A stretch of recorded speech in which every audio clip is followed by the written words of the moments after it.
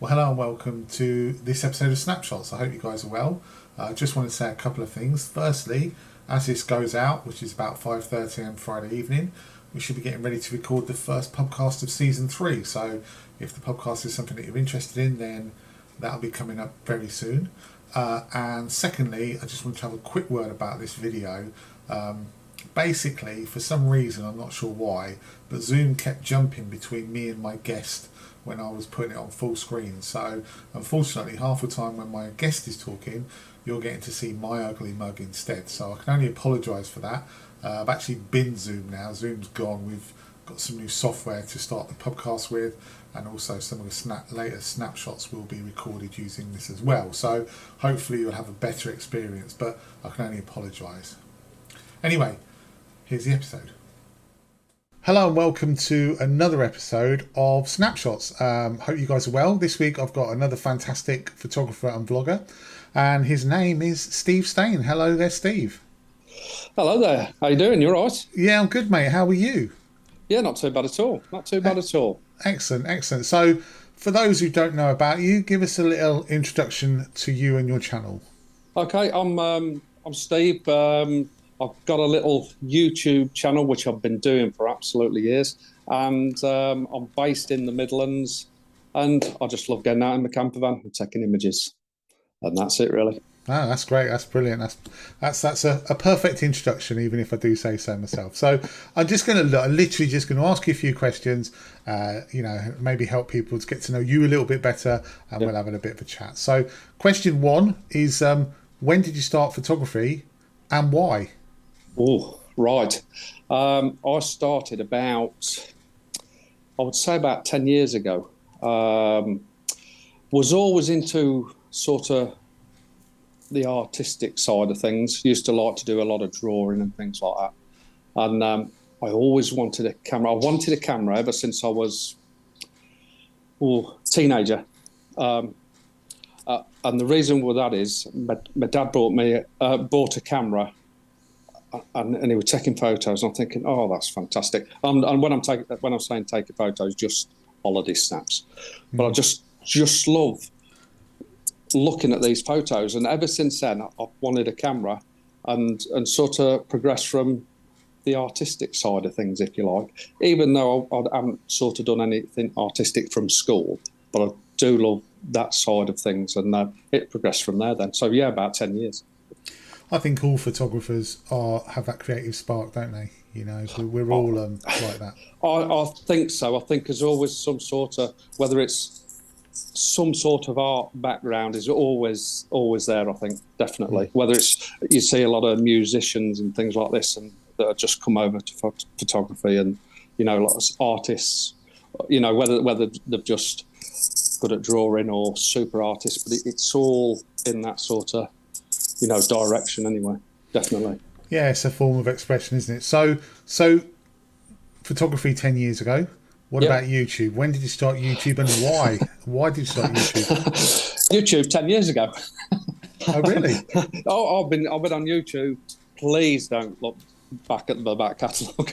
But the reason why I started YouTube was literally to store videos. It was the concept of people watching my video. It wasn't even there for me. It was just a matter of a storage device. And I didn't really get YouTube for anything more than that. And then things just developed from that. You start getting people watching one or two things and that, and but I've left all my videos on there because for my personal, viewing, and for my family really. So, and that's why I started YouTube a long time ago. So these early videos, then, they're all available, are they? We can just go and... Absolutely, yes. Please don't. Even there was holiday videos. They're all on the same channel. Like I say, please don't watch them. They're shocking. But yeah, it was just holiday videos when we went skiing, and we just put a bit of video together, on an old, I don't know what camera it was. The first one was something like this. You used to go skiing down a mountain with a big camera like this on the shoulder, and just edit them and put them together and store them on YouTube, and that was it. Okay. Yes, I like that. I don't think no one I've spoken to so far has used it ever for that. So Yeah, that's a good yeah, way of using it, though, isn't it? yeah. Well, You that's know. I didn't think of it any other way. And what really got me into the vlogging side of it really is educating myself using YouTube to educate in my photography, and that's where I've learned pretty much everything I know today, and still learning, obviously. Yeah. Oh, we all are, mate. We all are. Yeah, yeah, So if there's one video that's currently on your channel that says this is me, and you want to point, so someone says, give me a recommendation to say a typical Steve video. Which one? Oh, Which one would it be? well, I don't know. That is an hard question. To be honest with you, they've pretty much set all the same. They've all got that same sort of. I like putting music to the video and things like that because I do like, I think the music side of it adds to the video. I like that slow walk, a bit like yourself. It's got to be done. But I enjoy watching my own videos. I'm not sure if anybody else does, but I enjoy editing them. And that's why I absolutely love, as much as the photography, I look forward to editing the video, and that's why I like to go out. But as in for which one? The last one. Okay, fair enough. So just go and watch them all. Go and You watch go them watch them all. all. Yeah, you go watch them all. Yeah. Funny you should mention about watching your own videos. Loads of people I speak to say, "Oh no." I love watching my own videos. I don't know if I'm a narcissist, but I really enjoy it. I like watching my own stuff back. Yeah. I watch them quite regular, even if it's to go, oh God, what am I talking about? But I still love to watch them. I'll watch them quite regular, and every now and again I'll go and watch. I've been chatting to some people tonight about a place where we was going to go, a location for a shoot.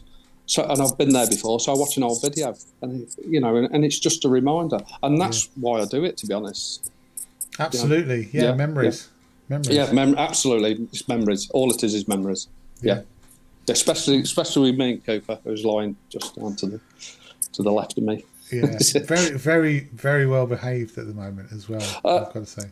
Yes, it might change. We'll see how we get on. That's all right. I'll ask them some questions myself in a bit. So, all right. So, if you could give us one photography tip, it doesn't have to be technical. Can be technical if you want it to be. What would it be? Get out there as much as you possibly can. Whether it's local. What's in lockdown? What's taught me a lot is there's a lot out there that's local. I live in a place that's not very picturesque, let's say. I have to travel for these epic locations. 3 hours, don't matter which way I point, 3 hours I have to travel because I live smack bang in the middle of England, just outside Nuneaton. And it's not the most picturesque place in the world at all, but just on your doorstep you can find some absolute belting little gems that no one else is going to photograph. And because they're on your doorstep, you can really get the best out of that location. So that's what I would do is get out there, but try local as well. Couldn't agree more. And you do get out. I mean, you really get out. I see a lot of your videos you do an awful lot from Snowdonia. I love that. I spent a lot of time in Snowdonia as a child, as a teenager. And we used to have a boat on Abersock and round Black Rock Sands in that area, and this is where my dad bought the camera, and he was taking photos of us water skiing and things like that. And I couldn't get over how sharp the water was as you were water skiing and things like that. So that's what sort of drew me into the photography side of things, But yeah, I mean, I love that place, and it's a 3-hour drive, so. And you can't beat it. The next one really is sort of the Peak District is the closest sort of picturesque location, let's say. But it's very hard to not drive that extra hour and go to the mountains. Of course, I totally get that. Although saying that nowadays, it probably costs you another 150 quid. Yes, that's right. You have to be a bit more. Yeah. I've got to persuade the wife a little bit, but with the camper van, a lot of the times because I've got a camper van, with that, I can spend as much time there as I like. Normally come back the same night, believe it or not. Really? I'll drive there in the morning, come back at night. But I think with the fuel as it is, you've got to make the most of it. So stop for 1, 2, 3, 4 nights even, and do a bigger section of it, if you like. Yeah, Which exactly. I prefer to. Yeah. I'm finding that myself. It's like if Yeah. I want to go out and do something now, I used to just, a Peak District's 2.5 hours away from me. Yes. Used to go to a Peak District in the morning, take a couple of photos, come home. But now I'm like, that's a stupid amount of money. That's 60 quid worth of petrol. Yeah. I think you really got to try and manage what you do, which is, it's frustrating. But then again, this is what I say, go local.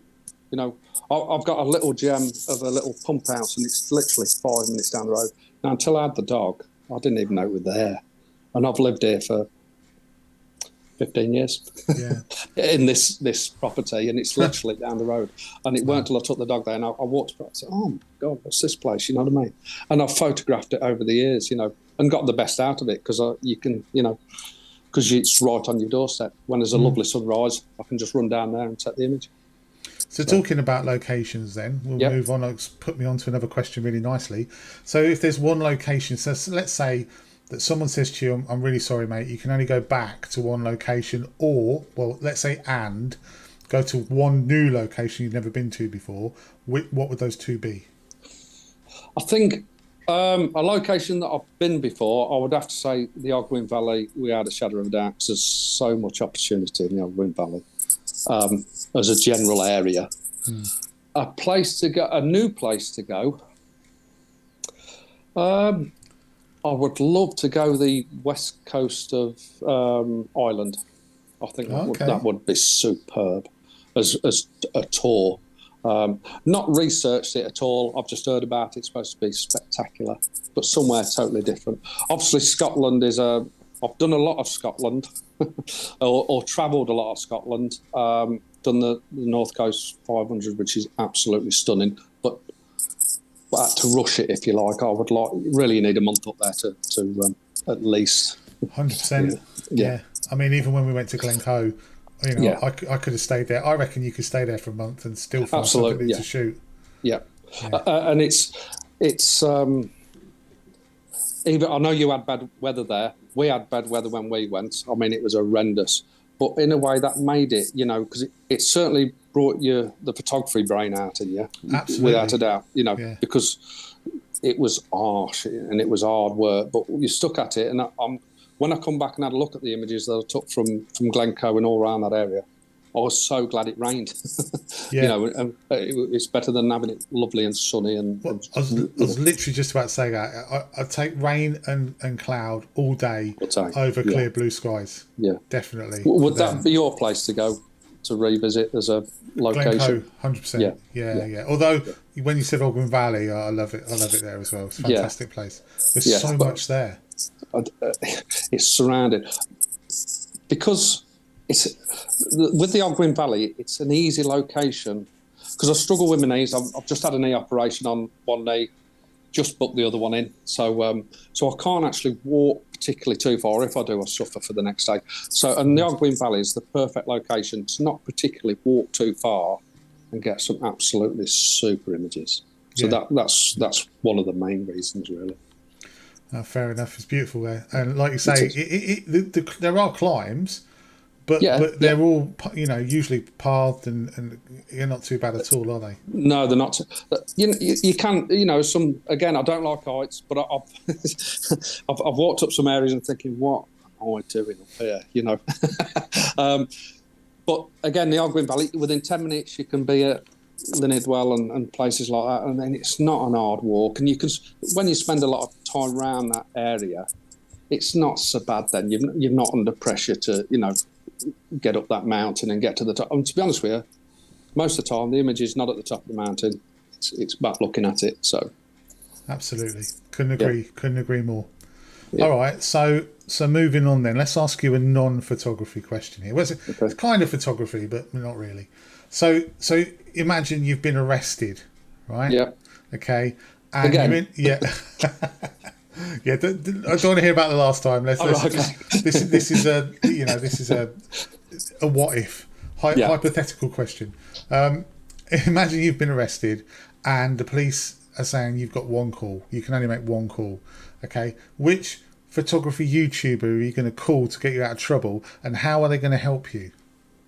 I know some YouTubers, if I rang, would get me in more trouble. I would probably say my good friend Martin, MH Landscape Photography, because he's got an extremely sensible head on his shoulders. And he's a good... I've only met him sort of a year ago. I've been friends on social media for a while. Met him a year ago. He's a great guy. He's just started a bit of YouTube over the last, 10 months or so. And he's a very good photographer. But he's a nice guy. Yeah. I've watched a bit of his work, and he comes across. Did he used to like come out with you guys before he started? No, I probably met him once before in a local woodland, and then he just started doing a bit of vlogging in that. But I think he's an extremely good photographer, which is obviously helps no end. So he is very good at his woodland. He loves his woodland photography. So it's nice to go out with him and learn off him, to be honest. And have someone with you and a different thought process.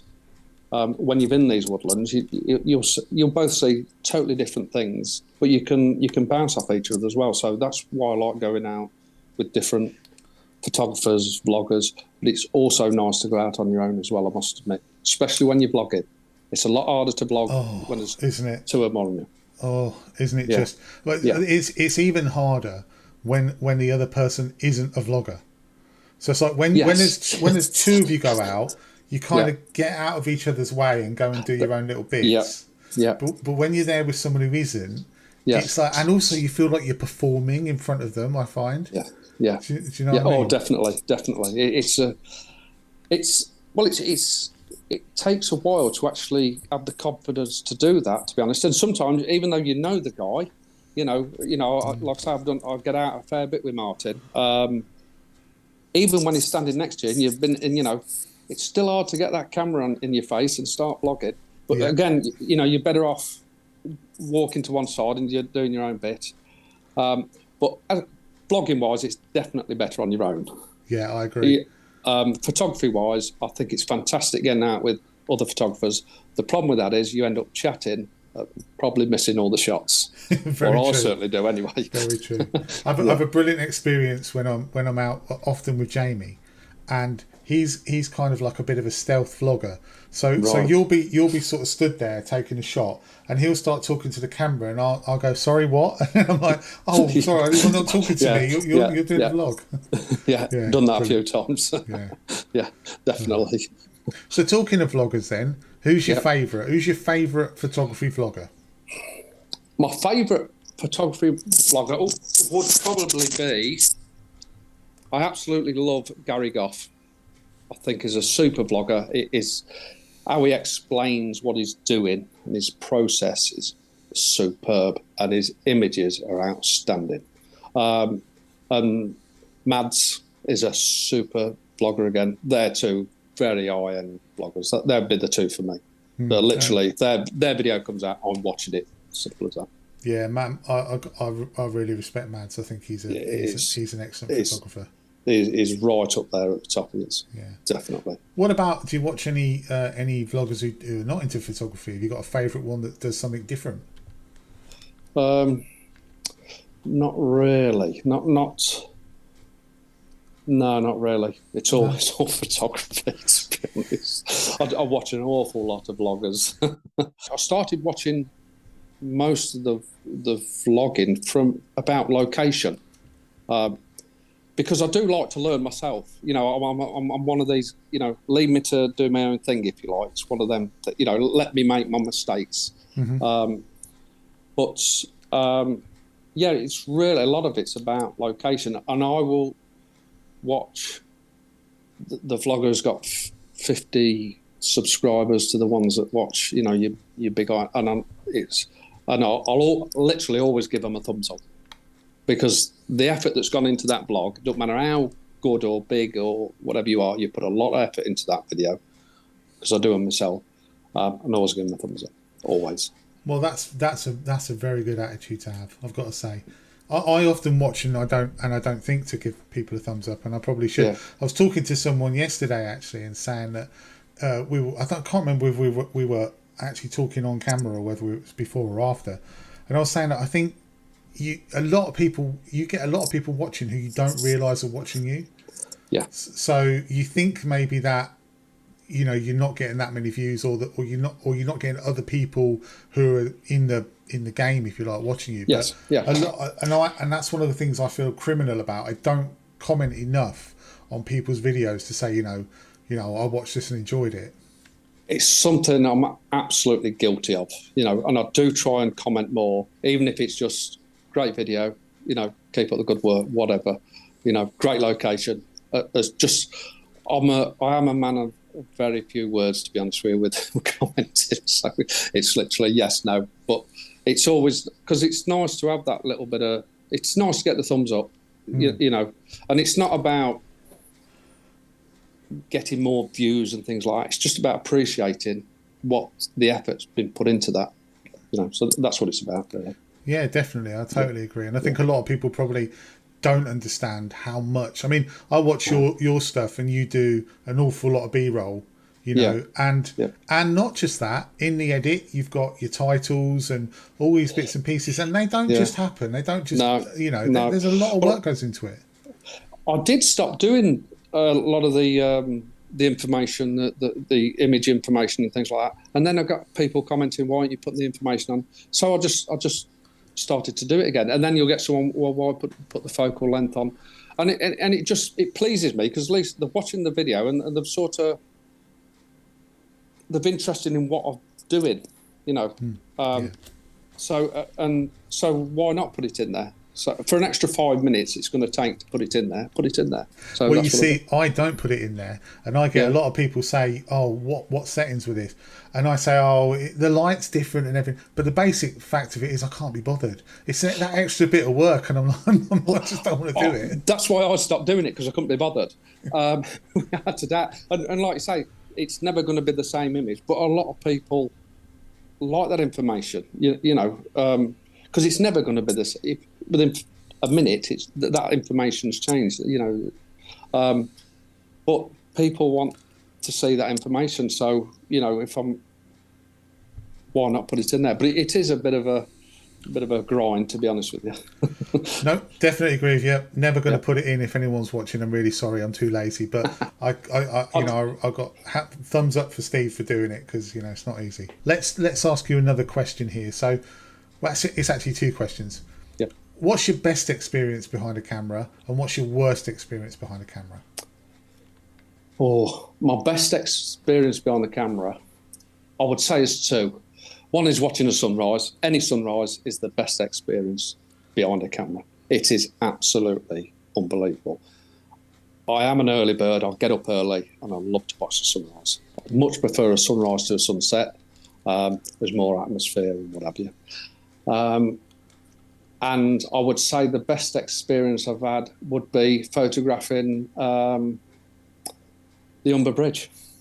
Was one of my best experiences, because everything fell into place. I travelled 2 hours in the morning to photograph that image in my mind, and I managed it. Been there once, got the image, But the morning that I had, the sunrise was stunning. It was superb, and then with the fog rolling in and everything, that just stands out above all others. That was a brilliant shot. I remember. Yeah. I don't remember if I commented on that on Twitter, but I certainly mentioned it on the podcast. That was I love that shot. Yeah. That was such a good shot. Oh, what about your worst experience then? The worst experience is probably travelling up to the Peak District, all excited, and I'm getting closer and closer to the Peak District, and I'm thinking, what am I doing? And my mind's just gone. And I get out of the van, I don't get the camera out, I get back in the van and I drive home. And that's because I just don't feel it. I'm thinking, that would be my worst experience, not quite behind the camera, because I didn't actually get it out to actually do anything. But and I think photographers do go through that little sort of, your brain's saying get out there, but you still get out there and you just don't feel like you're in the mood to take an image at all. And I do try and force myself out there, even if I don't feel like it. But for that day, I've travelled. I knew I was going to get out, stop at Surprise View, pulled in the car park. I think I got out of the van, probably paid, got back in the van, went home. I thought you were going to say, well, I was going to ask you where it was, but you said Surprise View. For a minute, I thought you were going to say Roach's End Barn. I've had a nightmare with Roach's End Barn. I've tried to go there 3 times now. Right. 3 times, and I've never got near it. I don't know why. I've been to the Roaches, but I don't know where the barn is. It's the other end, so it's the other end of the Roaches. But I've been there twice. I went and it was icy, and there's this one particular little turn, and my car wouldn't make it up the. It just kept sliding back down, and I just thought this is too dangerous. I'm going to stop. And then the other time, I think I just lost all interest about halfway there, and just went, no, I can't be bothered. I'm going to do something else. Yeah, so, I think your mind's a powerful thing, and I'm going to go there, and as you're heading somewhere, you start to put yourself off. But am I doing the right thing? Am I in the right place? Is the weather going to be right? Especially in the mountains, because you don't know what the weather's going to be like in the mountain range. You can get to Snowdon, it's saying it's going to be sunny or moody, and it's clear skies, or totally the opposite. It's absolutely bucking it down a rain, and you can't even get out the car. But I always try and get a plan A, a plan B, and a plan C. But I'm constantly changing as I'm driving along to actually where I'm going to go. So that can be really difficult. I think you're better off sticking to your plan. I thought you were going to say when you were ill on that trip was your worst time, because you looked so ill, I've got to say. It was horrendous, to be honest. But the lads on that trip looked after me. They were superb. Because I drove all that. I drove 4 hours to get to the lighthouse on Anglesey. And within 10 minutes of getting out of the van, I felt terrible. And I thought it was a sandwich I'd eaten on the way up, to be honest. Thinking, I'll eat my sandwich while I'm driving, get out, and I can get some photos, to save a bit of time. But it wasn't. It was more than that, because I did pass it on. Oh, did you? Okay. But I was extremely ill. But the lads looked after me. They were absolutely superb. But I couldn't go very far from the van, put it like that. Sounds like a normal day for me, mate. It just takes a McDonald's for that. I watched Scotland kids go. You have no idea. Listen, I would never share it, but I left my microphone on. Okay, and you can hear me driving to find this toilet, and my God, I'm just getting more and more desperate. But I'll never share it. It will never be shared. So no, I might play it to you later. yeah. Oh, thanks. No, thank God I had the camper van. Literally, I planned to get up that next morning thinking, I'll be a bit better, etc. I got 100 yards from the van for sunrise, and I had to run back to the van, and I stopped there for hours. But like I say, they did look after me. The guys they do, we went with, and they were superb, absolutely superb. That's what community's about, isn't it? So absolutely. That's got to be a good thing. Yeah. All right, so I'm gonna ask you something away from photography now. I always enjoy asking this question. Yeah. Social media. Yep. Blessing or curse, and why? Blessing. Love it. Why? Because till about, 7 or 8 years ago, I don't do Twitter, don't get it. Don't do it. Tried it, don't do it. Instagram, I don't really get that, to be honest with you. I just bang some photos on there, let them go. Don't comment, don't search for anything. Love Facebook, but I love it for the photography.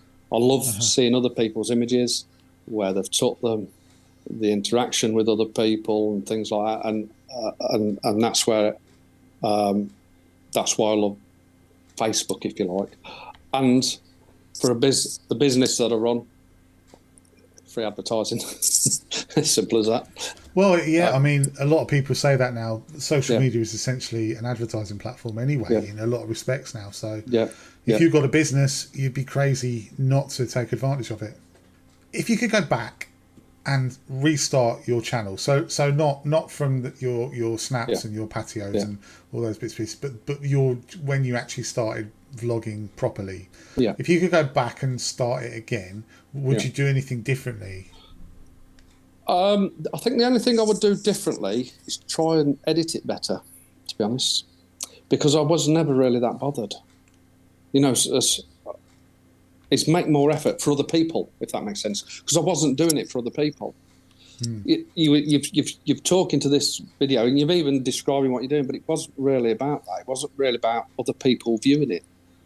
But if I was doing it from today, and doing it for people to view it, I would try and make more of an effort to edit it and produce it better. That's what I would do. Okay. And what's your favourite photo that you've ever taken? Umber Bridge is one of them. And that's because of the story behind it. And there's an emotional one as well, which I'm not going to talk about because I won't be able to talk about it. So there's an emotional one there as well. Okay. My local pump house is an image that I really do enjoy. Just keep looking at it. You know, it's, again, because maybe it's local. They're probably the two that really stand out for me, to be honest. There's probably one or two others. When I took that photo of the image of the Umber Bridge, I don't know what it is, but from them onwards, my photography got better. I don't know what it was, but whether it's like, yeah, that's a good image, that is, you know.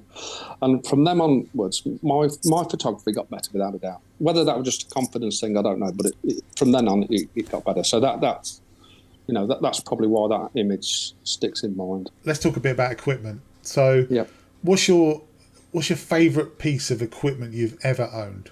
You know, something that, even it doesn't have to be the best piece, but just something that makes you nostalgic and makes you think, oh, you know, I loved having that. Or if you still have it. My favourite bit of equipment was probably my last camera, to be honest, which was before I moved to mirrorless, because I loved that camera, and which was the 6D, the Canon 6D. Loved it, just loved it. I knew it inside out, and I loved it, and it was a great camera. And it took me, I bought the Sony, and it took me a year to convert from Canon to Sony because I just loved it. And I actually sold it to get more camera gear, to get some more Sony gear. And don't get me wrong, I absolutely love my Sony. It's a little bit more harder to work with, you know, especially in trying to do a night shoot and things like that. But it took me a year to get used to it, to be honest. But yeah, it's just, again, it's probably because some of the photos I've taken on that camera as well. It's just their memories as well, really. But hopefully this camera will do the same for me. Yeah. Been getting a lot of love for Canons. A lot of people have been saying, oh, my old 6D, my 5D Mark III, my 5D Mark II. I think the thing is I had a 5D Mark III, so similar to a 6D. They're forgiving. They're forgiving cameras. I've got a Sony. Now, what Sony do you have? I've got the A07R3, which same as yours. We got the same. I've got the R3 and the R2. Yeah. But the R2's been in my bag for... I need to change it, really. It's just my backup.